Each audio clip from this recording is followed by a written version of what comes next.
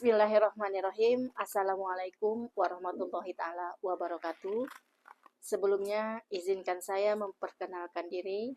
Nama Septa Juliana Esos MSI dengan nomor induk dosen 102909832. Saya merupakan salah satu dosen tetap di Fakultas Ilmu Sosial dan Ilmu Politik, jurusan Ilmu Pemerintahan di Universitas Islam Riau. Konsentrasi keilmuan saya adalah pada studi kependudukan dan ketenagakerjaan. Mata kuliah ini merupakan peran penting dalam memahami dinamika sosial, ekonomi, dan membangun suatu negara. Tujuan mengajar studi kependudukan untuk memberikan pemahaman terhadap mahasiswa agar mahasiswa paham dan mengerti tentang pertumbuhan penduduk dan juga menjelaskan faktor-faktor yang mempengaruhi jumlah dan persebaran penduduk. Struktur penduduk selalu mengalami perubahan dan perubahan tersebut disebabkan karena proses demografi atau kependudukan yang melibatkan kelahiran, kematian, dan migrasi. Di samping itu, mata kuliah ini juga membahas tentang ketenagakerjaan, mulai dari klasifikasi tenaga kerja, permasalahan ketenagakerjaan, hingga pada kebijakan ketenagakerjaan. Pada kesempatan ini, saya akan menjelaskan metode pengajaran saya dengan menggunakan metode DIA, yaitu Delivery, Interaction, dan Assessment. Saya akan menjelaskan terlebih dahulu mengenai teknik delivery dalam mengajar. Ketika mengajar, saya menggunakan modul yang saya buat sebagai acuan dalam mengajar mata kuliah kependudukan dan ketenagakerjaan. Metode yang kedua yaitu teknik interaction, yaitu proses perkuliahan yang dilakukan dengan cara tatap muka. Di saat perkuliahan dilakukan dengan cara tatap muka, saya akan memberikan penilaian keaktifan kepada mahasiswa agar mahasiswa berlomba-lomba untuk bertanya dan menjawab supaya keaktifan di dalam kelas lebih hidup. Yang ketiga, saya akan menggunakan teknik asesmen. Teknik ini saya terapkan sebelum memulai perkuliahan. Saya akan memberikan kontrak kuliah kepada mahasiswa agar mahasiswa mengetahui aturan main dalam perkuliahan. Adapun penilaian yang saya terapkan dalam kelas sudah disepakati oleh seluruh mahasiswa yang ada di dalam kelas. Adapun penilaiannya yaitu penugasan dengan bobot nilai 15%, keaktifan dengan bobot nilai 10%, kemudian kuis diberikan nilai 15%, sedangkan untuk ujian tengah semester dengan bobot nilai 20%, ujian akhir semester dengan bobot nilai 25% dan kehadiran 15%. Berikut video pengajaran yang saya laksanakan di dalam kelas secara tatap muka dengan mata kuliah studi kependudukan dan ketenagakerjaan. Selamat kasih. Bismillahirrahmanirrahim. Assalamualaikum warahmatullahi ta'ala wabarakatuh. Alhamdulillahirrabbilalamin, wassalatu wassalamu ala asrofil anbiya'i wal mursalin wa ala alihi wa sahbihi ajmain. Terima kasih banyak kita ucapkan kepada Allah Subhanahu wa Ta'ala yang mana telah memberikan kita rahmat, hidayat, sehingga kita bisa berkumpul pada hari ini di pertemuan yang kedua mata kuliah kependudukan dan ketenagakerjaan. Kependudukan atau demografi merupakan ilmu yang mempelajari dinamika kependudukan manusia yang meliputi ukuran, struktur umur, jenis kelamin, agama, maupun juga perkawinan, kehamilan, juga kematian, dan juga persebaran penduduk. Nah, di dalam teori kependudukan ini terdapat beberapa struktur. Struktur yang pertama yaitu struktur penduduk. Nah, di dalam struktur penduduk ini terdapat jumlah penduduk, persebaran penduduk, dan komposisi penduduk.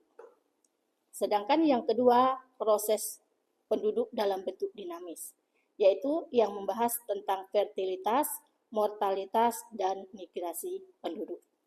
Nah, fertilitas ini merupakan salah satu bentuk penambahan jumlah penduduk dalam proses kehamilan yang dilakukan oleh seorang perempuan dengan waktu yang sudah ditentukan, melahirkan seorang bayi, bayi tersebut dengan adanya tanda-tanda kehidupan.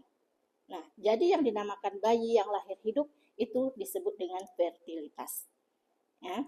Apa yang menjadi tanda-tanda kehidupan di dalam proses kelahiran? Yang pertama, adanya napas. Ya, kadang-kadang tidak semua bayi itu di saat dilahirkan bernapas. Tetapi dengan canggihnya perkembangan zaman, dengan adanya proses yang sudah ditentukan oleh bidang kesehatan, sehingga bayi tersebut bisa bernapas. Nah, yang kedua adanya proses menangis. Ya, zaman sekarang masih ada juga dijumpai bayi yang sedang dilahirkan dalam keadaan diam. Ya, menangis tidak, ya tertawa apalagi, ya. Nah, itu disebut dengan fertilitas juga. Jadi mengenai bernapas, menangis, bergerak, itu merupakan tanda-tanda kehidupan. Nah, yang ketiga tadi itu bergerak. Otomatis kalau bergerak, bayi yang sedang dilahirkan itu dalam keadaan bergerak. Ya. Nah, kemudian apa kira-kira yang menjadi faktor penghambat kelahiran? Nah, di sini ada beberapa faktor. Faktor yang pertama, adanya program keluarga berencana. Program keluarga berencana ini pada awalnya atau pada dasarnya diterbitkan di negara kita, Indonesia, yaitu pada 1982. Ya. Nah, yang kedua, adanya ketentuan batas usia menikah. Berdasarkan peraturan atau berdasarkan undang-undang, nikah sekarang sudah dibatasi, yaitu di usia remaja. Usia remaja itu di usia 18 tahun atau 19 tahun ke atas. Ya, peraturan ini menegaskan baik laki-laki maupun perempuan menikah berdasarkan batas yang sudah ditentukan. Berbeda pada tahun sebelumnya.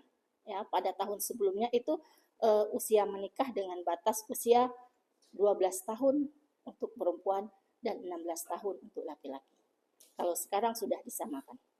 Nah, yang ketiga, masih ada anggapan anak menjadi beban keluarga dalam memenuhi kebutuhan hidupnya.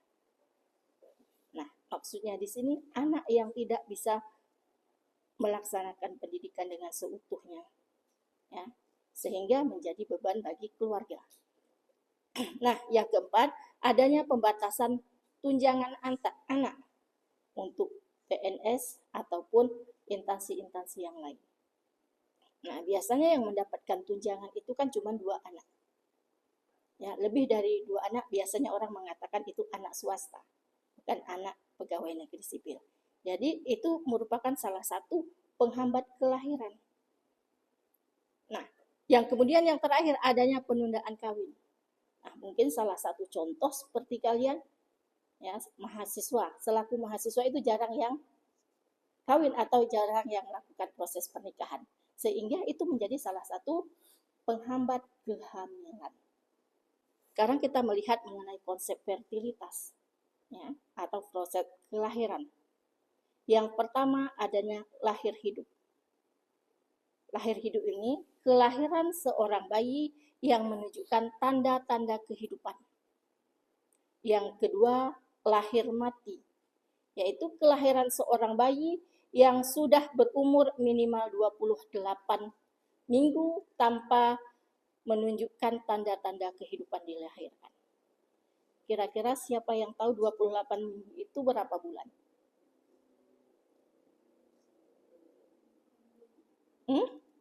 28 minggu itu kira-kira 7 bulan. Ya, sesuai dengan ajaran agama kita, bayi yang di dalam kandungan berusia 7 bulan itu sudah ditiupkan ruh. Ya, beda kalau bayi di usia 4 bulan itu sudah ada tanda-tanda kehidupan. Nah, yang ketiga yaitu aborsi. Aborsi ini adalah peristiwa kematian bayi dalam kandungan dengan umur atau dengan usia kehamilan kurang dari 28 minggu atau kurang 7 bulan. Ya. Nah, aborsi ini juga terbagi atas 2. Yang pertama, aborsi disengaja, mungkin dikarenakan alasan kesehatan. Kadang-kadang kan ada nih seorang ibu yang baru melahirkan di usia 2 bulan kemudian hamil lagi. Jadi memikirkan anak yang dilahirkan yang pertama, sehingga anak tersebut yang kedua diaborsi, atau aborsi ini dilakukan dengan keadaan malu atau yang lain sebagainya. Nah, aborsi yang kedua yaitu aborsi tidak sengaja. Ibu yang sedang hamil, makanya dari bidang kesehatan itu kan dilarang ibu hamil itu banyak kegiatan atau banyak memikirkan sesuatu hal yang tidak penting. Nah, itu bisa mengakibatkan bayi yang ada di dalam kandungan diaborsi. Nah, yang keempat, masa reproduksi. Masa reproduksi ini di mana seorang perempuan mampu untuk melahirkan dalam keadaan subur, yakni mulai haid pertama hingga haid yang terakhir. Jadi mengenai masa reproduksi ini juga ditentukan perkembangan zaman. Karena di zaman sekarang, ya di zaman now, banyak orang yang lebih cepat menopause dibandingkan masa-masa yang lalu. Itu dikarenakan oleh pengaruh makanan. Sehingga banyak perempuan yang tidak subur. Ya, atau di masa kesuburan lebih cepat, haidnya mungkin di usia 14 atau 15 tahun, kemudian menopause di usia 40 tahun. Jadi masa subur itu sekitar 30 tahun lebih. Ya, kalau di zaman dahulu tidak. Ya, itu pengaruh makanan. Makanan tadi kita tuh otomatis kita hubungkan dengan bidang pertanian, peternakan, sehingga kesehatan itu tidak menjamin di dalam proses fertilitas atau bertambahnya jumlah penduduk. Oke, yang kedua yang kita bahas faktor kependudukan yaitu mortalitas. Mortalitas ini merupakan salah satu proses kematian seorang bayi, ya, atau kematian manusia yang ada di dalam kandungan maupun yang ada di luar kandungan. Nah, proses kematian ini memang sudah ditentukan oleh Yang Maha Kuasa. Ya, itu merupakan satu proses mortalitas. Nah, variabel yang ketiga yaitu migrasi. Migrasi ini perpindahan penduduk dari suatu tempat ke tempat yang lain dengan tujuan menetap. Ya, dengan tujuan menetap melewati batas-batas administrasi. Ya, itu 3 variabel yang dibahas di dalam kependudukan atau di dalam demografi. Kira-kira sudah jelas dengan penjelasannya Ibu berikan atau ada yang ingin bertanya? Oke. Si Alif.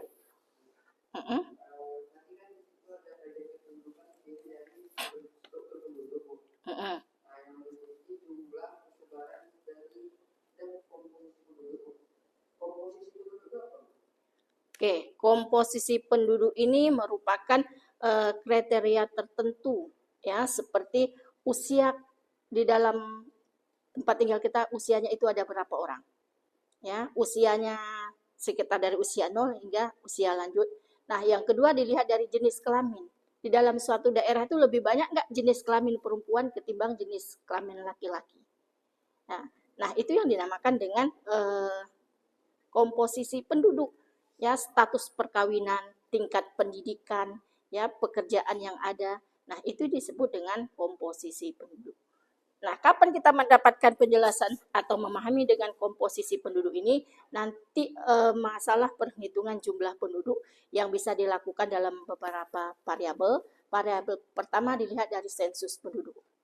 Sensus penduduk itu bisa dilakukan per 5 tahun sekali atau per 10 tahun sekali. Nah, yang kedua dilakukan dengan proses registrasi penduduk. Registrasi penduduk ini dilakukan setiap hari di jam kerja. Contohnya, bayi yang baru lahir. Ya, bayi yang baru lahir itu kan wajib memiliki akta kelahiran. Jadi akta kelahiran itu kapan bisa diterbitkan? Jadi setiap bayi yang baru lahir.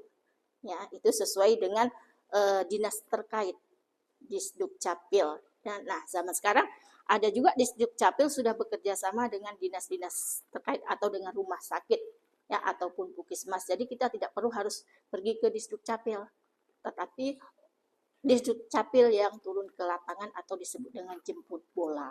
Ya. Nah, yang ketiga yaitu baru yang pertama tadi sensus penduduk, yang kedua registrasi penduduk, yang ketiga yaitu survei. Nah, survei itu bagi orang yang membutuhkan. Nanti kalian di semester akhir sebagai mahasiswa itu kan melakukan penelitian. Kapan penelitian itu dilakukan? Nah, apa yang dibutuhkan? Salah satu contohnya data. Jumlah penduduk di suatu daerah atau di suatu instansi itu ada berapa orang? Otomatis kita survei turun ke lapangan. Jadi survei itu siapa yang membutuhkan. Sama tadi, di setiap hari jam kerja. Kira-kira saudara Alif sudah paham? Oke, yang lain kira-kira ada yang bertanya atau ibu yang bertanya? Ibu yang bertanya. Siapa sama yang perempuan ini ya? Rifka Hadi, ya. Rifka Hadi. Kira-kira apa yang disebut dengan fertilitas? Rifka ini perempuan atau laki-laki? Yang perempuan siapa nih? Si Lucy. Oh, si Nadia. Oke, kira-kira Nadia apa yang disebut dengan fertilitas? Setahu aja fertilitas ini merupakan perkembangan penduduk karena ada melalui proses kelahiran. Di mana kelahiran ini lahirnya seorang bayi dari rahim seorang perempuan dengan menunjukkan tanda-tanda kehidupan seperti bernafas, bergerak dan menangis. Oke, ya. Si Nadia ya sudah paham dengan mengenai fertilitas. Yang lain kira-kira ada yang ingin bertanya? Oke, kalau tidak ada pertanyaan, pertemuan kita di sesi kedua ini kita akhiri cukup sampai di sini. Sebelum Ibu akhiri, Ibu akan absensi. Yang pertama Raihan, Nadia, Naswa, Lilis, Farhan, Rifkia, Taufikur Rahman, oke, Muhammad Fajar, Fadilah, oke, Alif Nur Rahman Agus.